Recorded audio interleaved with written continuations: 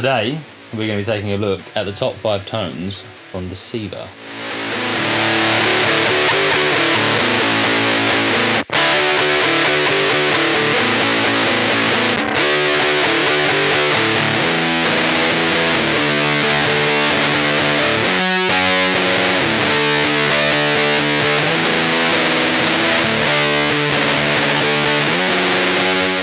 So the Siva is our op-amp muff based fuzz, and it is perfect for a multitude of things. And we're going to take a look at 5 of those things right now. As you may have guessed, the Siva is named after a famous Smashing Pumpkins song. And that was why we created it in the first place, pretty much, was to capture the sound of some of their early records in one box. And here is a setting that we think gets pretty close to it.